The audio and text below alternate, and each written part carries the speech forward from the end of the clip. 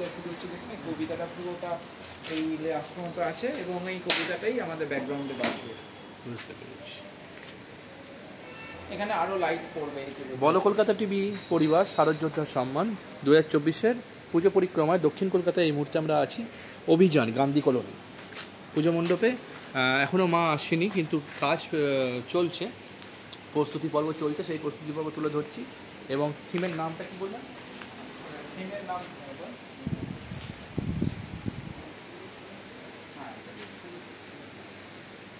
বিশেষ করে হচ্ছে ওনারা এবারে ফুটিয়ে তুলেছেন যে নারীরা যে সমাজে অবহেলিত বা নির্যাতিত, সেইটা যাতে মা সব কিছু দূর করে এমন একটা শক্তি বা এমন একটা সুমতি দেয় সবাইকে, যাতে এই অবহেলা বা নির্যাতন কমে। প্লাস শুধু নারীর নির্যাতন বলে নয়, সব কিছুর দিক দিয়েই যেন আমাদের শান্ত হয় সমাজ, এটাই মোদ্দা কথা। আচ্ছা, আমরা শুনে নেব উনি যে থিমটা ওনাদের ওটা বলছে, ওটা আমরা আমাদের পর্দায় শুনে নেব। বলুন। তুমি তো মা আশার আলো, ভরসা তুমি মাগো, নারী শক্তি প্রকট করে করালি রূপে যাও। মানে মা তো আমরা বুঝি যে মা মানে মমতাময়ী মা।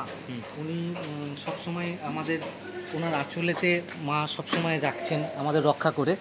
তো সেখান থেকে আমাদের চিন্তা ভাবনা যে মাকে আমাদের কাছে, মানে আমাদের মায়ের কাছে আহ্বান এটাই যে এবার তিনি ওই মা রূপ থেকে একটু করালি রূপ, মানে আমাদের যেটা হয় অষ্টমীর সন্ধিক্ষণে যে পুজোটা হয় চামুণ্ডা রূপে মাকে, আমরা মাকে সেই রকম রূপে চাইছি।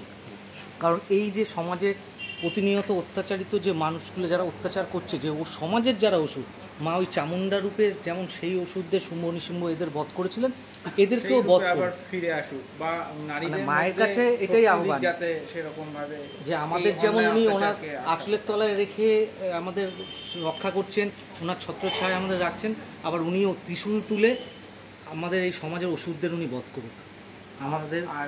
আমাদের যে ঠাকুর যে মূর্তি, সেই মূর্তিতে কোলে আমরা লক্ষ্মীকে রেখেছি, কারণ হলো মা একজন নারীকে মানে তার সন্তানকে রক্ষা করছে আর কি, রক্ষা করে নারী। আপনারা যখন ঠাকুর দেখবেন, মূর্তি দেখতে পাবেন, আমরা শনিবার দিন আনছি, তখন দেখবেন যে ঠিক আছে।